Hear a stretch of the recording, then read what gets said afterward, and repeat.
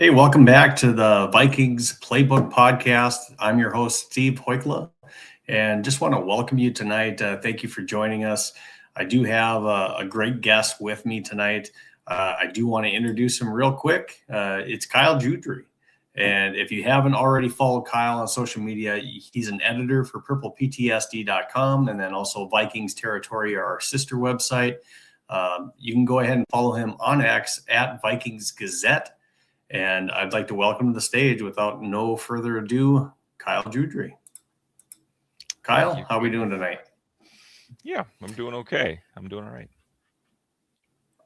So we talked about this just right before I brought you on, Kyle, and you're going to talk a little bit about it. But we just saw some news that came in that you let me know that Rondale Moore, we have some news that came up on him, and I'll let you talk about that a little bit. Yeah, just wanted to mention that Rondale Moore has passed away. The news emerged just a few minutes ago.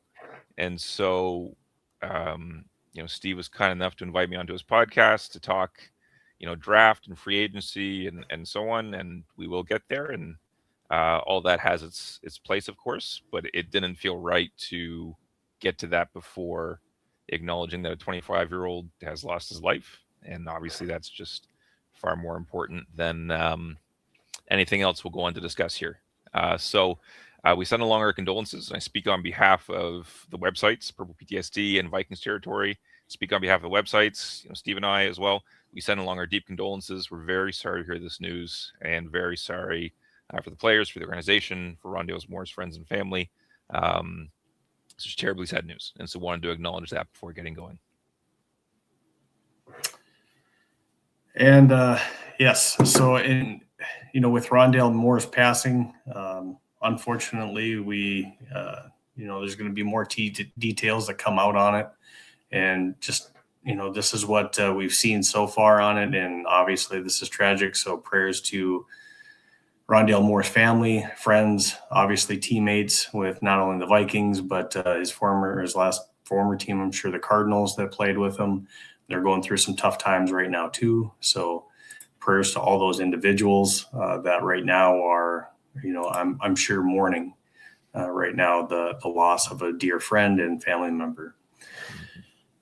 All right. So as we get more into the Vikings Playbook podcast, we do have a good show for you tonight. And I want to make sure that we also cover our basis with PurplePTSD. So I talked about Kyle being a senior editor that I work with, and I write over there as well for PurplePTSD. So make sure, if you're not already, go ahead and check out our website, PurplePTSD.com. Check out all the other articles, not only from myself, but of course our other writers like Kyle and many others. So Vikings News Daily over at PurplePTSD.com, and of course Vikings Territory also. Now, with today's show, we have some different topics that we're going to cover with Kyle and try to get his input on it. As always, your Sunday starts here with Vikings Playbook. We try to get different guests to come on the show. That way, we're giving you kind of a different flavor every week. Before we jump into this, Kyle, I did have something not so exciting and something very exciting to talk about this week. So I kind of had two different gifts that I ended up receiving this week. And one of them I enjoyed, and one of them I did, I think maybe something to aspire to. So the first one that I got was not something that I necessarily enjoyed, but I had a friend, Lucia, that I am working with this week that is a Seattle Seahawks fan. Okay. She was kind or not so kind enough as to bring me back a souvenir. Yeah. So this is what one of those Super Bowl championship hats looks like. So something for us Vikings fans to aspire to. So hopefully one day before we die, we can see what one of those looks like. Now, the other thing that I had that was really exciting this week, Kyle, and I know that I shared this with you as well, is I got to do an interview this week, and that was with no other than Vikings legend Chuck Foreman. So with Chuck, he was kind enough not only to do an interview with me, he also called my dad. He called my dad. My dad's his number one fan. He's his favorite player of all time. And so Skoll Marketing Studios was kind enough to let me use all of their equipment to go ahead and do the interview in their studio, and also got signed football from Chuck. And he also was kind enough as well to also give me this personalized portrait as well. So that was really cool. Okay. But a very intriguing interview, in depth on Chuck Foreman, not only on his career as a Viking, but we actually delved down a little bit deeper as far as how Chuck Foreman actually came to be the spin doctor. So we go a little bit more in depth. That episode will air next Saturday at 9 p.m. CST. So make sure that you're tuning in. If you're not already following us, again, we're Vikings Playbook on X, Vikes Playbook on YouTube. And then also you can check us out if you're not already seeing it on PurplePTSD.com. We end up loading those episodes on there later as well. So, and then follow us at our other social media, Facebook, Instagram, and of course also TikTok. And let's jump into our first topic that we have for today. And that first one is going to be who's left on our receiving core in 26. So, of course, we're going to have Justin Jefferson, but we kind of have a little bit of a mystery in Jordan Addison, Jalen Nailor, and then, of course, Ty Felton. And what I'm talking about with there is, Addison, he's coming up to where we have to make a decision on whether or not we want to have his fifth year extended for his fifth year on his rookie contract. But there's a piece of that where, is Jordan Addison willing to take that fifth year, or does he want a new contract? A lot of receivers in his position are usually getting new contracts, and with a down year, it's stat wise with JJ McCarthy as quarterback and some of the inconsistencies we had there with injuries and Max Brosmer coming in. Carson Wentz was in there for a period of time, plus he had a few games where he didn't start to begin the year. But is he looking for a new contract to where we've seen, where he could demand, some of the numbers that we're seeing around that 30 million number? I think that might be a little bit high for the stat year he had. And then we also have Jalen Nailor, that he's going to be a free agent. Do we re-sign Jalen Nailor? And is whether one of them leaves, is Ty Felton really ready to step up into that wide receiver 3 position? What are some of your thoughts with that, Kyle? Yeah, as it relates to receivers, I generally don't worry about the Vikings too much, just insofar as they seem to do pretty all right with homegrown talent. You're basically, the 4 you mentioned are all drafted and developed in-house. And I recognize that there's quite a difference between Ty Felton and Justin Jefferson. And so that's, an obvious caveat. And yet, so you begin with Jefferson, who's, if he's not the best, he's there. You can't have the conversation about the best without him being the best, at least considered as the best. I do think they keep Addison, though I would think they want to bide their time. And so, handing over right now, Addison's leverage is probably never going to be lower, right? Given there's been a few off-field things, there's been a suspension, injury a year ago. He's never cleared 1,000 yards. He isn't the largest guy in the world. Like, he isn't Mike Evans. He isn't, Megatron. He is an excellent, excellent player. Kevin O'Connell really likes him. Kevin O'Connell, if you remember, I'm trying to remember back now to the draft video on the phone and saying, I told you we were going to go get you, right? And so there's a real sense, I think, that O'Connell does like Addison. And I think Jefferson likes Addison. I think Addison likes him. And so I actually wouldn't be surprised one way or the other whether they decline or pick up his option, his fifth-year option, because you kind of know you have the tag in your back pocket. And so if he comes back in his fourth year, goes nuclear, which I think probably as the WR2, probably means 12, 13, maybe 14 if everything goes perfectly for him and everything goes perfectly at quarterback as well. I think Naylor's probably gone. He sounded like a little bit like, he was open to leaving at least, or maybe this is just personality. Maybe he's a little more reserved and not super chatty, but he didn't sound to me, listening to his end of season press conference, it didn't sound to me to have too much enthusiasm about coming back. And so all that to say, Jefferson, who's already very well paid, and obviously he's elite. Addison, who leaves some questions as relates to suspension, off field. He's never cleared 1,000 yards. And yet he's really good at scoring touchdowns. He's really good at shaking loose. He can win down the field. He's an excellent player on the field. And then with Felton, I'm really actually not that concerned about it. He's really long. He's really fast. He's an absolute monster at gunner, which I recognize, again, is a different skill set. And yet there is overlap in at least some degrees. And then, too, KJ Osborne, he had the epitome of a bad rookie season. And KJ Osborne ended up being a fine WR3 for a few years. Likewise, Naylor did not have a great rookie season, nor did he have a great sophomore season. And he ended up being a fine WR3. So it just, as it relates to developing receivers, I really do defer to the Vikings. I think they have a pretty strong track record in this regard. So I would anticipate, my guess would be Jefferson and Addison, and then Felton, alongside some competition. Here's just a quick snapshot of the seasons that both Jordan Addison and Jalen Naylor had.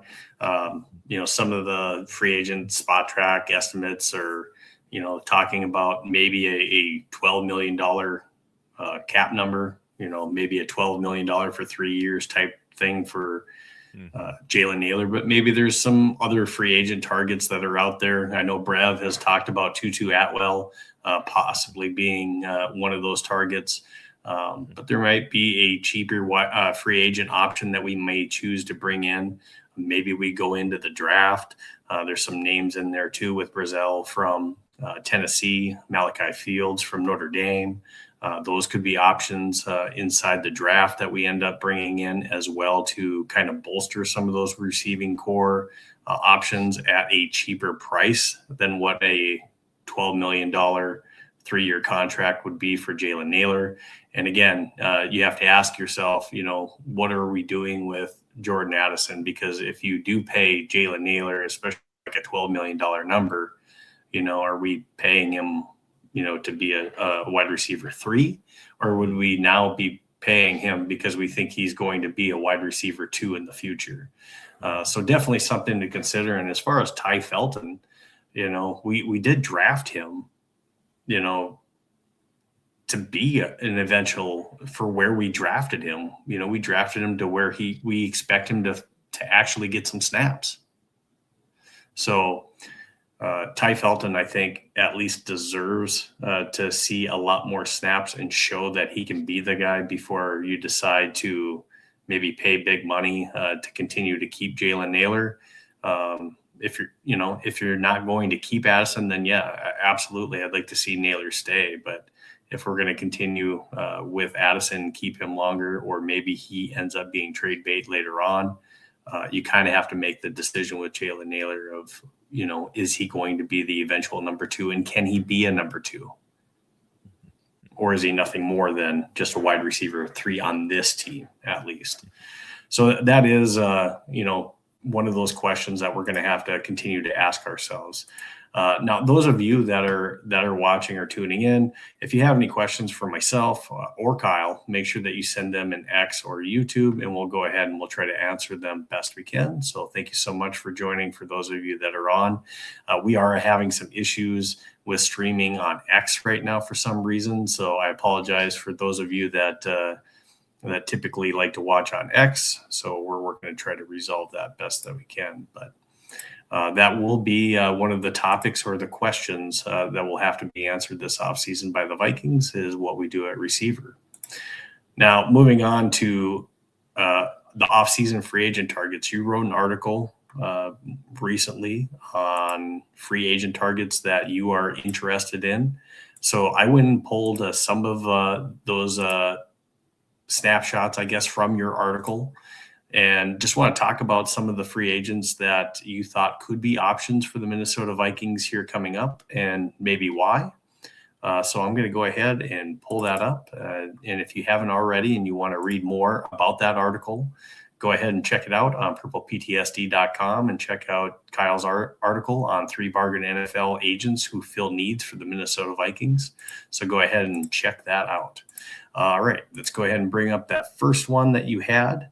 And the first target, I believe, that you had was no other than a Nick Westbrook-Ikhine, wide receiver. And why did you think that he would be a good wide receiver? Well, obviously, we just talked about wide receiver. So if one of those is going away, you think he could fit one of those positions? Yeah, I mean, to my eye, he's similar to Trent Sherfield, if you can remember him from a year ago, in that he's got really good size. When he played against the Vikings in 24, he actually scorched them for a 98-yard touchdown. So he's 6'2", he's 211, he's 28. He can play a bit of specials. He's going to really, really help. I mean, this past season was very modest in Miami, but I think everything was modest in Miami on that football team. So the stats were not good. He's coming off a poor season, but the year prior in 2024, really explosive touchdowns, converting first downs, and potentially offering you some of that Trent Sherfield magic. And so as it relates to like a WR3, WR4, $1.5 million, $2 million, $2.5 million, could be a fine player. And I think in a lot of ways, offensively, like you talk to Kevin O'Connell, and he would tell you that, and I think Brian Flores too, from his perspective, from a DC's perspective, when you're going against an offense and you know that they can touch every blade of grass, right? Like they can complete a pass 40 yards down the field, 50 yards down the field, and so on. Like they can stretch you vertically, right? And so that does something to a defense. That does something to a free safety. It does something to the play call. It doesn't mean that's everything. It just means that it is a piece of the puzzle, right? And so having somebody who can stretch the field, convert first downs, score touchdowns, offer good size for cheap could be precisely what they need. And he played for Tennessee this last year, and with, I think he played for the Miami Dolphins here this last year. Right. Actually, the previous year he played for the Tennessee Titans. So it doesn't look like this year in 2025 he didn't get a whole lot of play this year during the regular season usage. He only had 11 reception off 20 targets and 89 yards with 0 touchdowns. But I know that he was very active and used, pretty often with the Tennessee Titans the previous year in 2024. All right, so let's go ahead and move on to your next free agent target that you had, and we're stealing from the border. So Quay Walker at linebacker, and we don't know exactly what's going to happen with Eric Wilson. We don't know where we're going to be at depth-wise at linebacker. So why is Quay Walker one of those targets that you think could be a good one for us in the Vikings? It's really long. He's 6'4". So he kind of, I think Eric Hendricks recently was just phenomenal, but he's shorter. Quay Walker's build would be a little more reminiscent of Anthony Barr versus Eric Hendricks, if you can kind of think of the different body types. I'm not entirely convinced as it relates to Walker that he will be super cheap, in the same way that other American players will be super cheap. But the sense you get is that he didn't kind of fully live up to expectations of being a first-round pick with the Packers. But he's got great size. He's 25, can blitz a little bit. And so I do wonder if a team like the Vikings that in recent seasons has really enjoyed giving players a second chance, if they've come in as high round picks, lots of talent, lots of ability, come on over and give the Vikings a try. Right. And so Cashman's older. Ivan Pace Jr., I think in the end is going to be traded away. He's an RFA. Eric Wilson, I'm not entirely sure if they'll be able to afford him, or frankly, if they'll want to afford him, because it's just going to be, he deserves to get paid. Like, he's coming off an excellent season. He does. Absolutely. He deserves to get paid. So I'll be curious to see. They do need to get younger at linebacker. It's a really, really thin position right now. Yeah, absolutely. And I think, you hit the nail on the head. Ivan Pace, he pretty much got demoted this year when Eric Wilson came in and really just took his job after, I think, many of us thought he had a decent season last year. And then coming into this year, Eric Wilson really just kind of opened eyes as Ivan Pace really just wasn't getting the job done this year. So Eric Wilson definitely opened some eyes, and he used to be on this team at one point before, and he was also a former Packer too. But we end up with Eric Wilson having a phenomenal season, and now we're going to be most likely in a bidding war if we want to keep him on this team. Moving on to number 3, and we know that is a depth issue in us for us in the secondary this year. But taking a look at your number 3 target, Greg Newsome II at corner, and he ended up finishing up the year and getting traded to Jacksonville. But very good corner. He was a good corner when he was with the Browns. And I think he did a really good job this year as well with the Jaguars. So had a successful year and has been good in recent years. So Greg Newsome, what do you want to tell us about him as a target?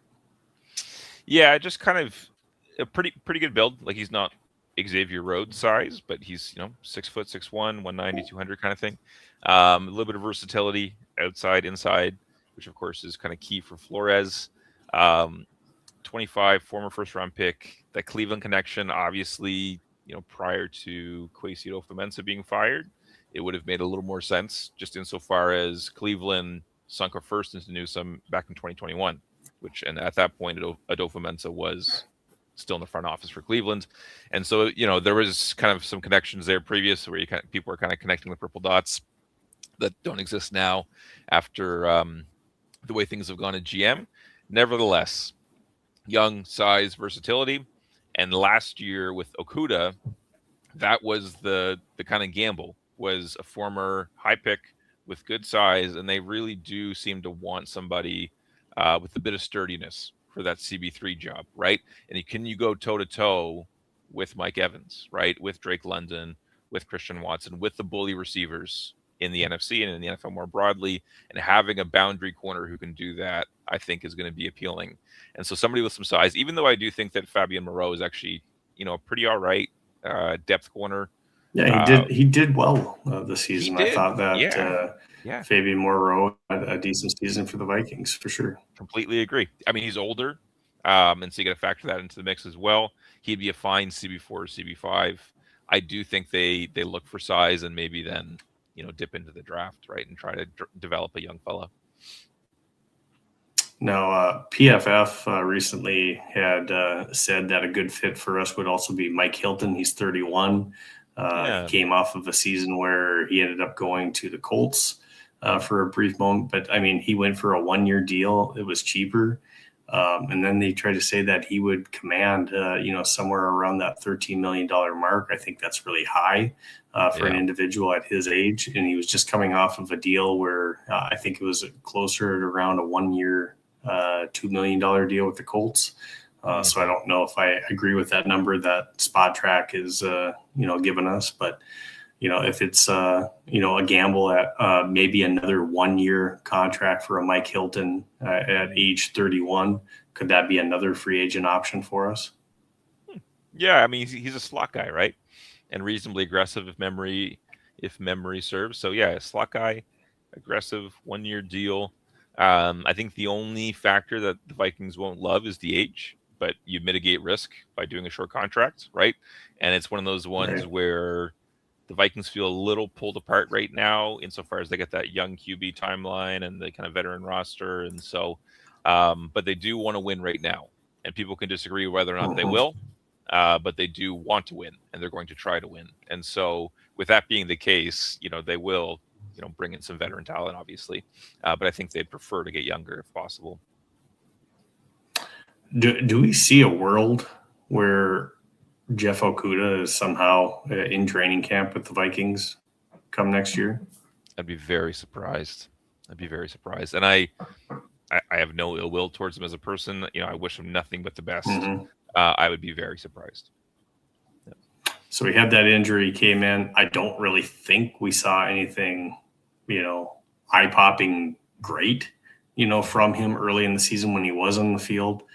So we definitely have questions there. I think Dwight McGlothern, we saw, he kind of got demoted by, Fabian Moreau maybe getting more of those snaps as well too. Who knows? Maybe Zamiah Vaughn takes another step forward too, and we see him, come into the picture a little bit as maybe a CB4 coming into this year if Fabian Moreau continues, or we bring in someone else. So that could be something that we could see as well. All right, so those were some of the free agents that we saw. Yep, and Caleb Stearns, I see your comment, and we did mention that at the beginning of the show. Terrible news. Horribly sad that happened, like you said, and we wish the best to his family and friends during this tough time, for sure. All right, so next topic that we have to cover, go ahead and switch over to that, is we have a game for you to play. So yeah, sure. It's a mystery quarterback game, basically.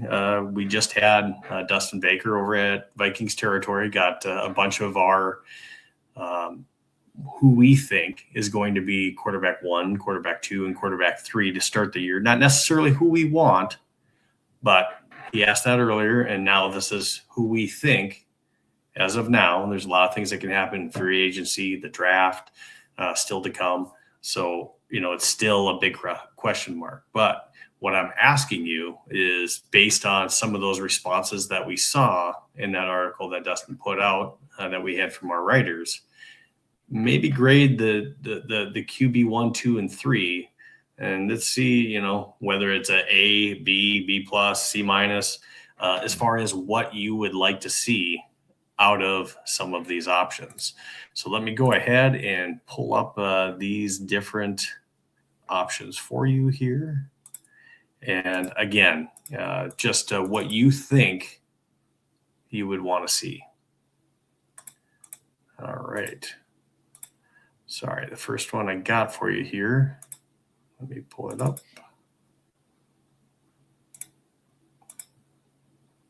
I will say in terms of what I want, I honestly don't care what the Vikings decide. It's kind of their choice.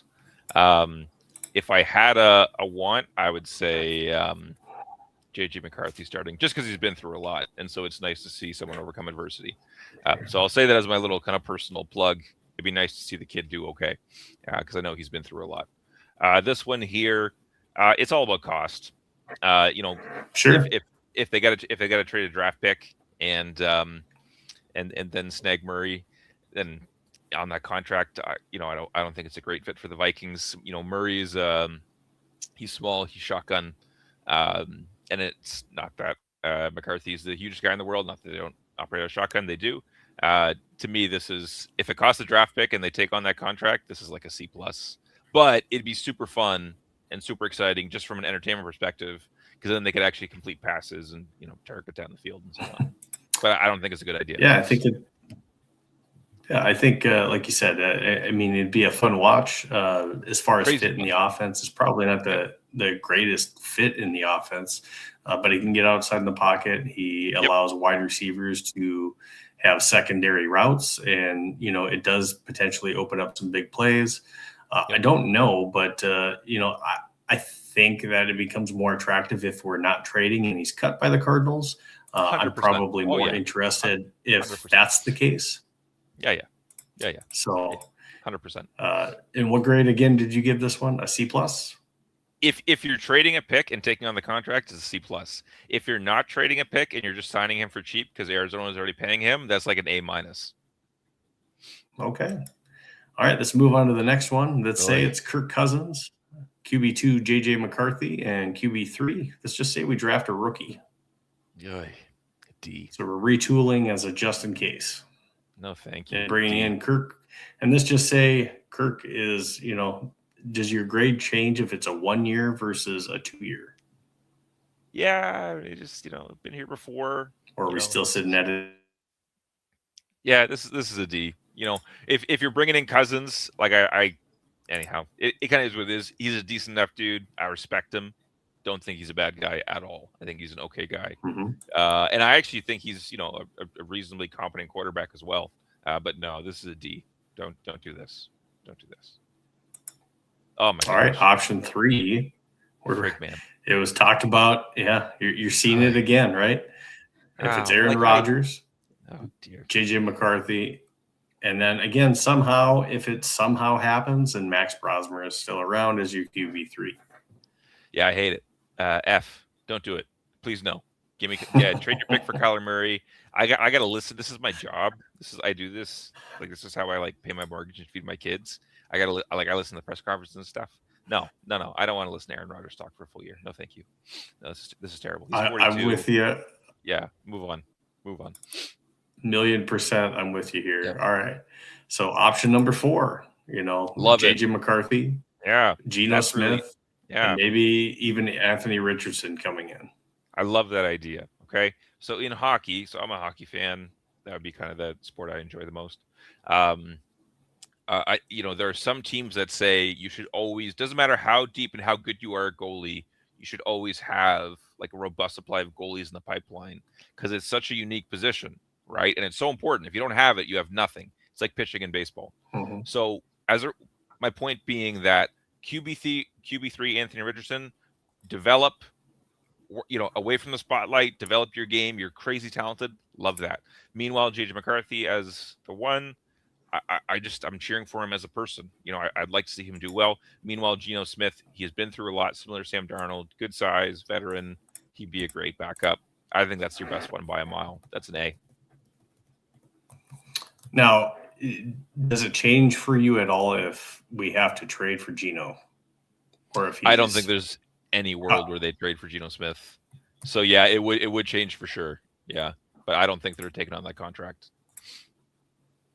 Yeah, I would agree with you there as well. So let's go ahead and move on to the next one. And for this one, and I have to claim this a little bit because this is going to be one of the things that I was looking at and did not add.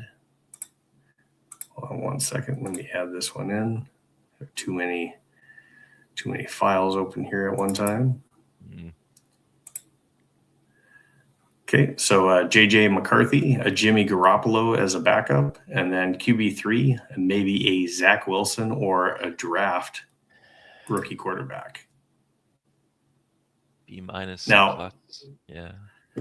So a Jimmy Garoppolo, we run a similar type offense as he ran in San Francisco, and at least when he ran that type of system, he was successful. He's not looking to be a starter, could be a mentor for JJ McCarthy, and he doesn't cost us a pick. He's not tied to any contract. Yep. Zach Wilson would potentially give you an opportunity. I would say a similar opportunity, maybe even a little bit better upside than, a mid-late round quarterback draft that we'd be looking at. So some of those draft rookie quarterbacks that you're looking at mid-late round could be like a Drew Aller, could be a Carson Beck type individual if you're looking to draft in those mid-later rounds. Cade Klubnik's around there too. Not saying I love or hate any of those. I'm just saying some of the names that are around there. Some people are throwing around Cole Payton as an option out there too, and there's rumors whether he could be a little bit higher or lower in that draft order as well too. But so this is just another option that's out there if you're looking for a quarterback late in the rounds. So, all right, I got another one for you to take a gander at and kind of grade. And that one is, I just had it up there. There it is. Mac Jones, JJ McCarthy, and we draft a rookie. So that means we would be trading for Mac Jones. Yeah, and I think everyone's talked about Kyle Shanahan and what's his face there, John Lynch, talking about how they don't want to trade him, and those words are basically meaningless. Mm-hmm. All that means is you're not getting him for cheap. Is all that means. It doesn't mean they won't trade him. So I take those words as basically meaning nothing apart from, don't offer me a seventh kind of thing. So I think this would be fine in terms of, okay, so here's my point, which is maybe shine through, maybe not. This is like a B or a B plus, depending on how much draft capital gets sent over and whether or not you have to extend Jones on the back end. Right. What I think the Vikings really want to do, what I think their goal is to raise both their ceiling and their floor. Because last year their ceiling, like the best quarterback play, was not that great, and the floor was really low because the worst was really, really bad. And so they want to raise both. It's two solutions in the same quarterback room, right? So one player could do that potentially, just provide you a baseline level of competence while being very good. I think this helps in both regards, and so it does accomplish the goal. It would just be cost. So out of all of these different quarterback options that we gave you, it looks like, not that one. Did I get rid of that one? I think I did already. It was that option with Geno Smith. And Anthony seemed Richardson. to be and Anthony Richardson seemed to be Trade the one that you liked the best. And sign Geno Smith. It accomplishes both. It's high upside, and yet you're also stabilizing the floor at the same time, and you're not giving up on JJ McCarthy. Whoever you sign has to be able to occupy a weird little hybrid role where he could be a competent QB1 or be a strong QB2 because McCarthy has won the competition. And that's why Aaron Rodgers sucks as an option, because he wouldn't be a QB2, right? So because you don't want to totally block McCarthy's ascent, right? Because he is talented and he's still young. And so that right. I think GM Kyle, thank God I'm not the GM. GM Kyle would do that and sleep easy at night until the game started. All right, so topic number 4, a mock draft wish list. So this is just a list of the different players that have been mocked so far for the Vikings. And there have been others because there's hundreds of mock drafts out there. But these are some of the names that could be there for the Vikings at 18. Right. And who knows? We could draft up. We could trade up. We could trade back. You never know what's going to happen in the draft. But Jeremiah Love could be a possibility. Mansour Delane at cornerback are some of those names that most likely will already be gone by the time that we pick at number 18. Jermon McCoy was somebody that Alec Lewis thought could be a good fit in his mock draft. A lot of people do like the tight end Kenyon Sadiq out of Oregon.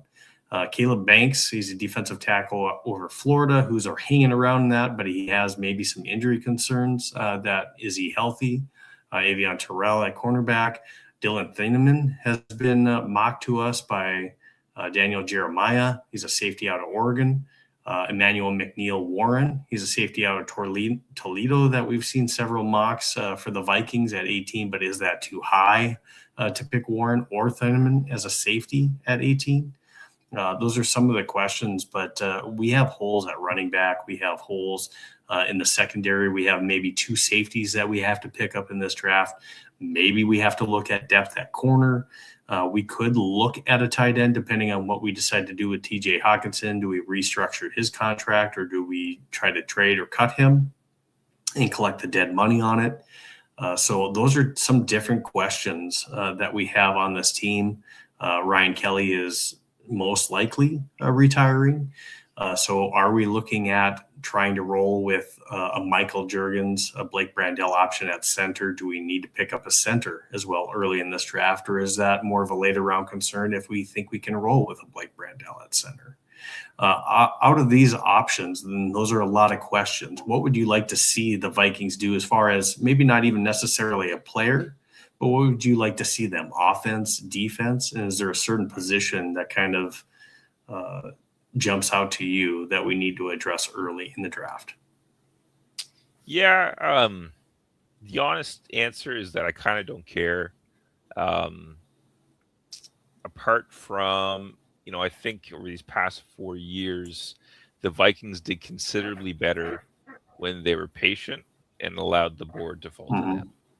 And you can think of Donovan Jackson, who I think is an excellent guard, and Jordan Addison, who has the capacity to be and has been an excellent receiver. so long as he is on the field and available. So those were, owned picks. There's no shuffling, moving around the board, no trading down, no trading up. And that's not to say that they can't trade up or trade down. Once upon a time, they traded up for some safety out of Notre Dame named Harrison Smith, who some people said was going to be good. And, that worked out. He worked out okay. Yeah, he worked out okay. So it's not to say that trading up or trading down is inherently bad. I do know they stuck and picked Just Jefferson in their slot. So I would say that at times where I had been critical of Adolfo Mensa is he made easy decisions complicated, right? Like not drafting Kyle Hamilton at 12 and instead dropping to 32. That was an easy decision that was made overly complicated, and the Vikings are still dealing with repercussions. And it's okay. People make mistakes. Like it's fine.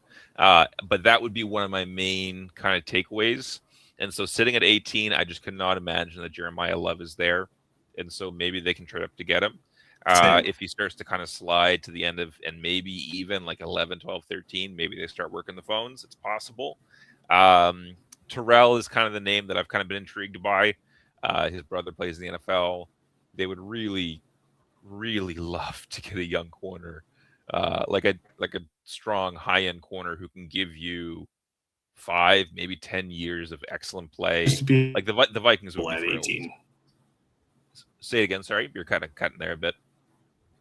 Oh, yeah. He seems to be a name that seems to be hanging around 18. Yeah. In a lot of different mock drafts to where he's at least available in that area. So he absolutely could be a realistic pick at 18. So my total cop out, my conclusion here, whatever, is just be patient. And at 18, like you don't have to care about positional value in the same way that at number 1 or 2. So if it's a safety, if it's a guard, they're not going to draft a guard, but because they have Jackson and Will Fries.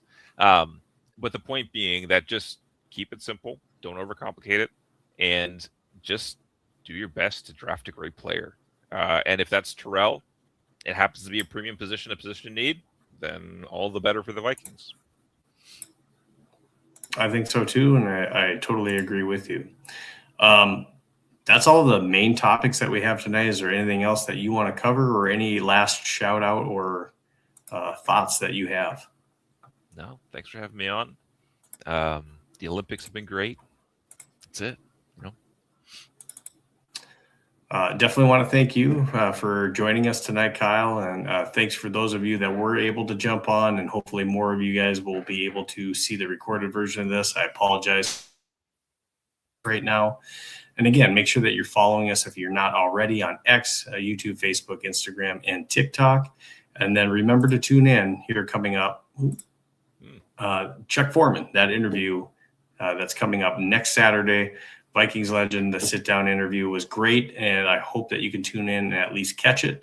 If you can't catch it live at 9 next Saturday, just please follow us at Vikings Playbook on YouTube and go ahead and watch that back as well.